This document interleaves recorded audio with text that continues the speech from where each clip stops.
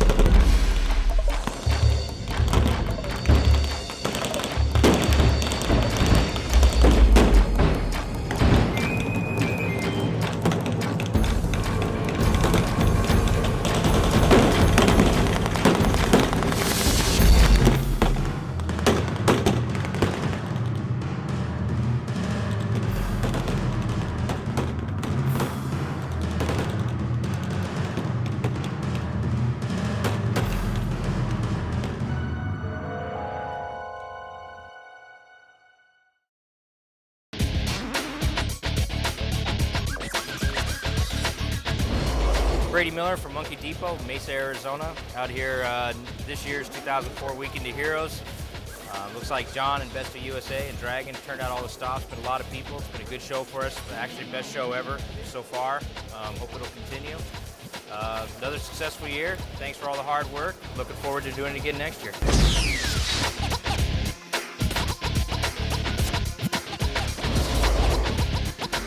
My name's James Orvac. I am one of the family members who help run War Toys, the reenactments, the dinners, as well as all the people and collectors.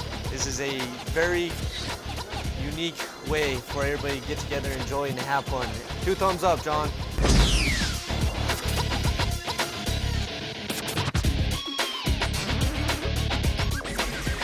I'm Andy Myers, and with a company called T Factory.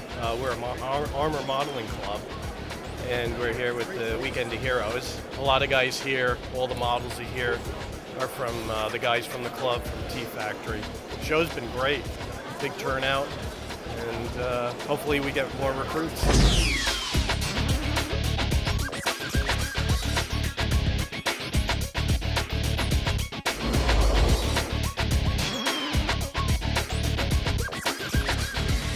Hi, this is Tom with Echo Base Toys. As you can see, we're having a good time here at Weekend of Heroes 2004.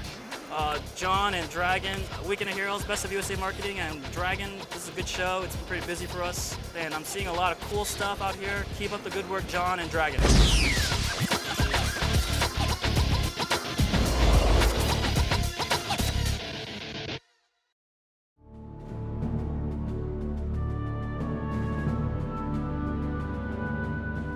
I'd like to say how honored I am to be here and to have been selected to participate in this Weekend of Heroes.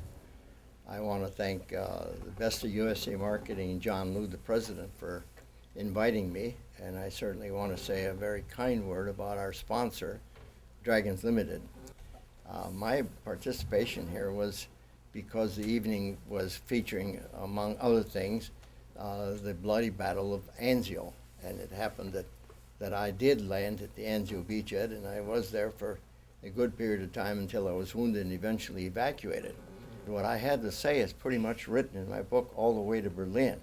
I cover the whole Battle of Anzio in detail, and not only the Battle of Anzio, but the events leading up to the requirement or the need as seen by the Allied forces. I write how the stage was set for what I considered to be, for my part at least, and as history has recorded it for that matter, one of the bloodiest battles of the war.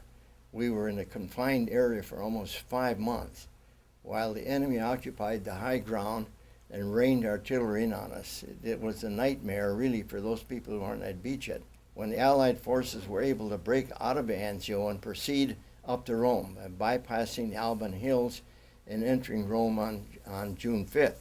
And you look at the historical aspects of it, we made the assault landing on January 22nd, and we could have at that time gone on to Rome. Very slight opposition. The enemy had not yet reacted to our invasion and the Anzio and Nettuno beachhead.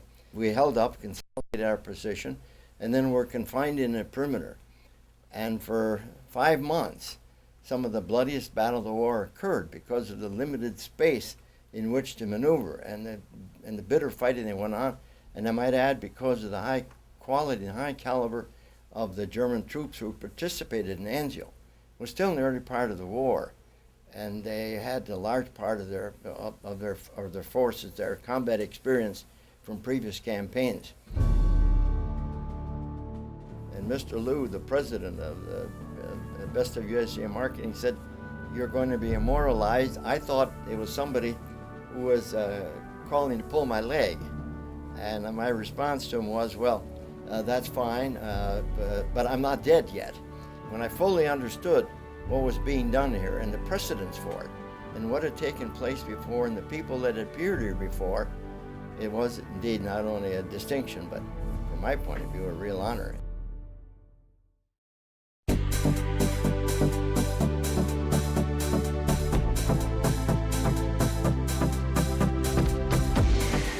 Hi, I'm Art with Bay Area Tankers.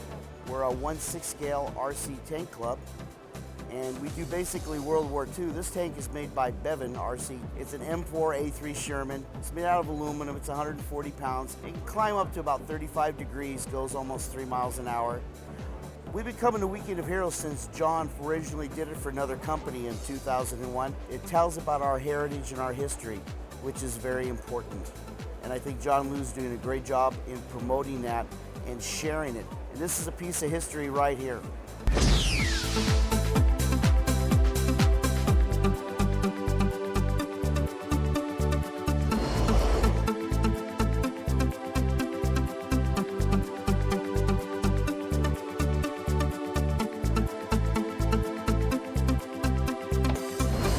My name is Scott Crawford. I'm the Research and Development Manager for Dragon Models Limited, specifically the action figure line. We're here at the Weekend of Heroes 2004. Weekend of Heroes, this is our second year sponsoring the show. It's a very good show, it's very responsive, and I've been doing conventions for about the past 10 years. This is definitely the most positive show I've ever attended.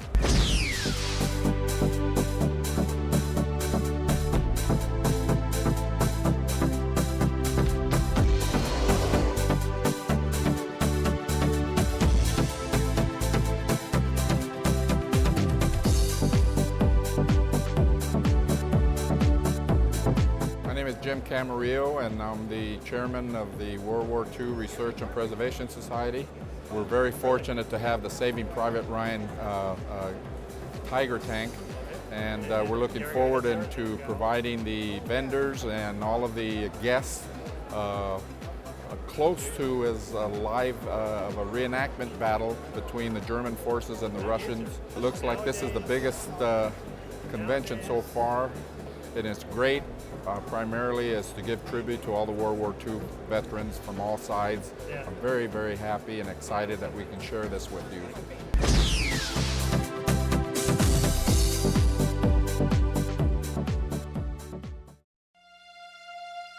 The German and Russian propaganda war was almost as fierce as the battle itself. In Germany, newspapers prepared special editions stating Stalingrad verfallen. Radios also blasted the lies of war. January 30th, 1943, during a German radio broadcast on the anniversary of Hitler's rise to power, Deputy Göring said, "Germans will speak of this battle with reverence and awe." In a message to Paulus, Hitler stated, "I expect that the Supreme Command will do their utmost to break through at the metalworks and occupy this part of town." A survivor described the metalworks as a ghastly place for a battle. Heavy metal panels creaking in the wind, with walls and supporting beams on the verge of collapse. The metalworks.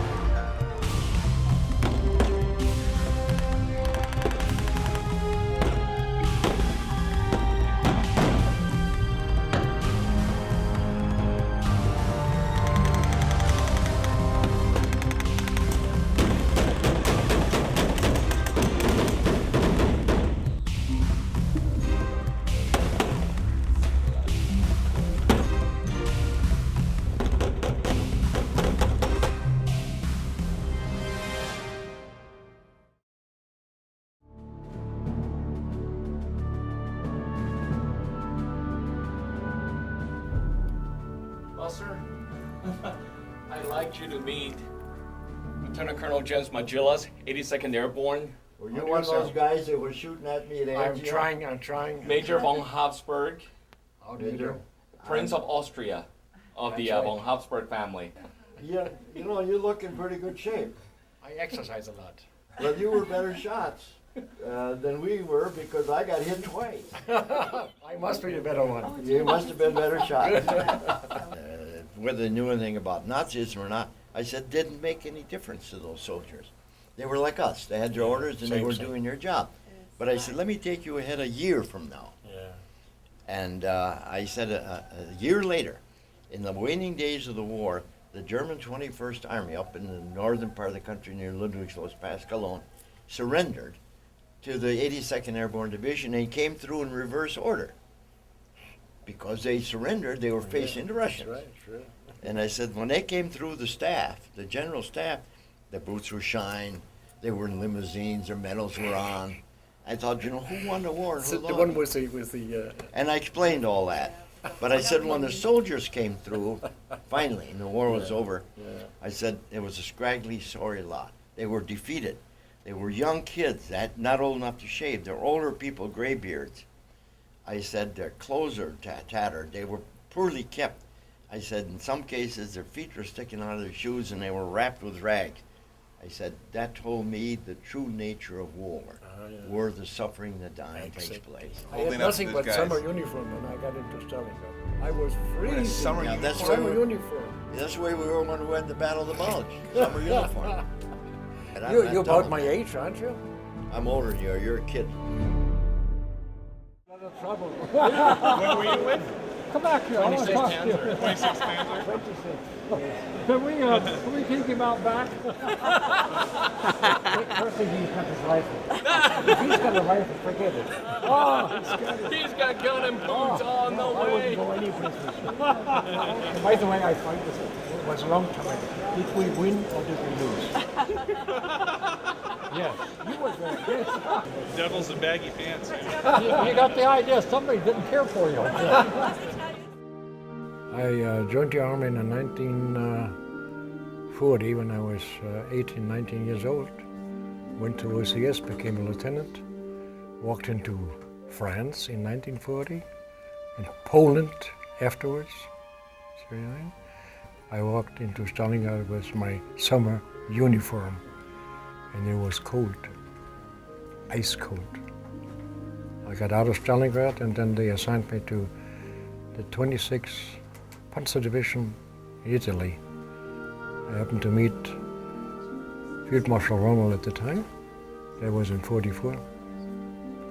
And I was part of the defense line, the Gustav line, at Monte Cassino, Anzio Nettuno.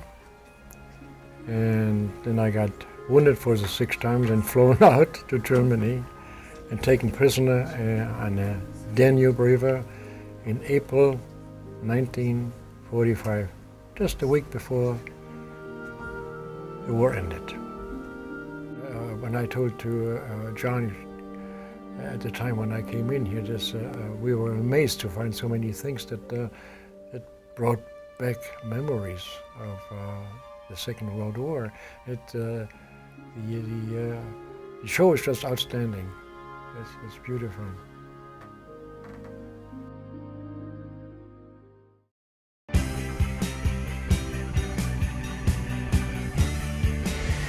Hi, my name is Sergeant Espinoza from Troop F, 1st 18th Cav. We're representing our parent unit, 1st 18th Cav. We're not just a uniform, we're actually people as well. We're family, we're a family amongst each other, family amongst our own families. And here we have our family support, which is the half side to us being in the military. We feel very welcome, the support. It shows that the community is not turning their back towards us, and they're really coming and supporting us, and it really makes a difference. Hello, my name is Staff Sergeant Morales with the Army National Guard, Charlie Troop 1st 18th Cav out here in Ontario. And today we're doing the Weekend of Heroes. What we brought is the M1A1 main battle tank for the United States Army. It seats a crew of 4, a driver, a loader and gunner, and a tank commander. And what I'm going to show you some of the stuff about the vehicle. We have the driver station where the crew member steers and maneuvers the vehicle from this area. Inside the vehicle we have what we call a loader, tank commander, and a gunner. Each one plays a vital part of the tank crew, all 4 crew members. Some of the armaments we have a 7.62 machine gun for the loader station. We have the caliber 50 heavy barrel machine gun for the tank commander. And we have another one of these small machine guns hooked up next to the main gun inside the vehicle. The main armament though is the 120 millimeter smoothbore main gun. And that can kill up to the range of 4 kilometers. Top speed is 45 miles an hour, governed. Cross country 35, but usually that's one of the first things the tank crews take off is the governors. So you need all the speed you can get in combat. Pretty much nothing can kill this tank in the world. The only thing that kills is another M1. That's about it. I mean, if you look at the welds, you can see how thick the armor is. Nothing can hurt this tank. It's a pretty effective weapon.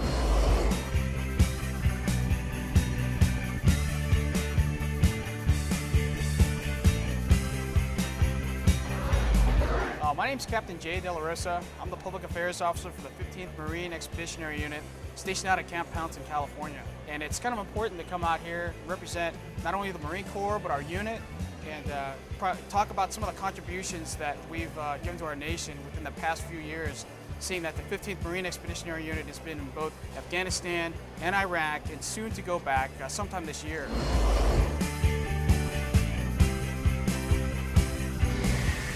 Hi, I'm Tina. I'm one of the owners at Cotswold Collectibles, and we've been in the figure business since the late 80s. It's a great event to see more of the creativity in person, people's dioramas and all the fun things that get done with the figures these days. It's a great hobby.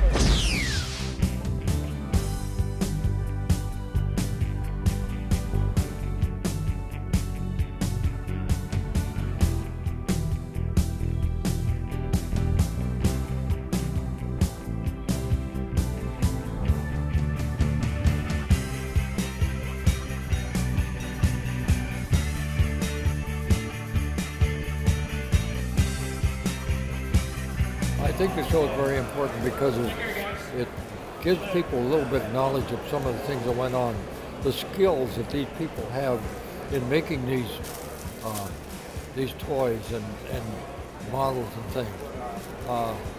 It's indicative of our great country and the people, what they can do. I've enjoyed being here because it's reminiscent for me.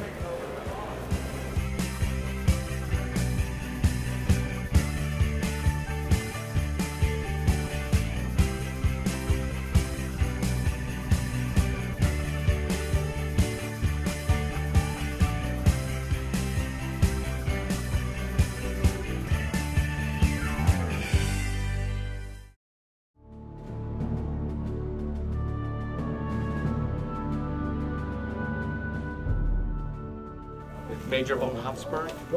I thought he was good. Colonel Cotswold. And even spelled right. You spelled it right. Cotswold. I was in Stalingrad. Yes, he wasn't. Finally reached. We have been waiting for you for 2 days already. And I still don't know whether we lost or won. The barricade gun factory. Were you in this area? I know the area. You know this area? Oh. Anatoly was defeated in the defeated army at Kharkov, and you probably were following this army. Oh yes. Oh yes. So he wanted to know what was your unit? Towards Rostov.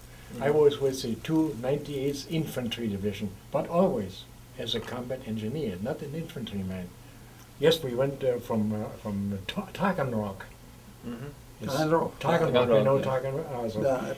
And then we went into Rostov, and then the infantry, defended and I was one of the first one also to get to the Volga River, and I could see across there, So you were in the city on August 23? Yeah.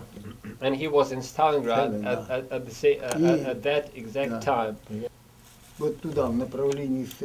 Well, no, his first experience was a defeat, a severe defeat in the Battle of Kharkov. Yes. And he, not only he, but everybody lost their units. They were just retreating in panic, and the Germans were following them in aircrafts, in tanks, motorized divisions, and so on. So that was just a mess for them to get into the big band of the Don River. I belong to the Veterans Association of Stalingrad. Does he belong to any veterans association in Russia? Yes, he does. He's a chairman of the veterans department of the participants of the Battle of Stalingrad. Oh. In Stalingrad. He's not going to shoot at me anymore. Он говорит, он, надеюсь, меня не расстреляет. Никого не расстреляю. Скажи, что я даже сейчас не убиваю ни зайца, ни утки, хоть охотник. But he still cannot kill a single living thing. Ah, that's good. That's good. I couldn't either. I just Только могу рыбу поймать. Only fish. I took it.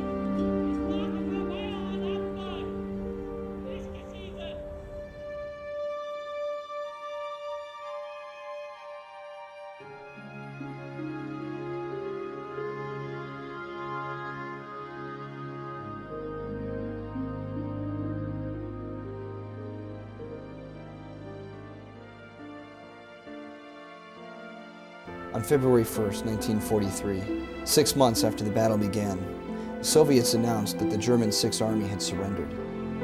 This defeat signaled the end of German triumphs in Russia. The battle was over, and so was the city of Stalingrad. The war-torn city was so battered that there was talk of abandoning Stalingrad and rebuilding elsewhere. However, Stalin vowed to resurrect the city in honor of those who lost their lives in the battle. Now, high above the once war-stricken city on Hill 103 stands Rodina. She stands proudly at 257 feet tall and brandishes a 95-foot-long, 14-ton sword. The statue of Rodina represents the unrelenting resolve of the brave men, women, and children that saved Stalingrad and Mother Russia.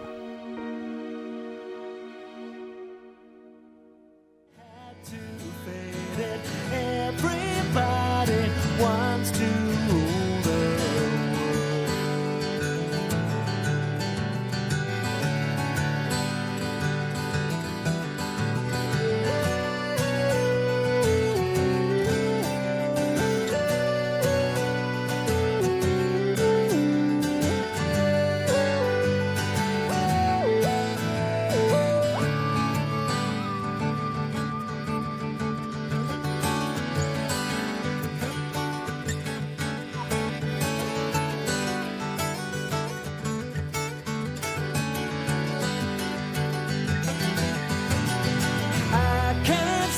this indecision, married with a lack of vision. Everybody wants to rule the. Say that you'll never, never, never, never need it.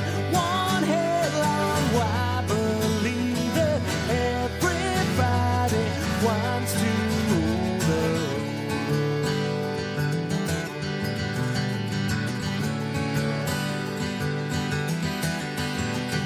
All for freedom and for pleasure. Nothing ever lasts forever. Everybody wants to rule the world. Well, actually in Stalingrad we didn't have a break for coffee. He made this up. Well, you know, it is union, and union requires break time.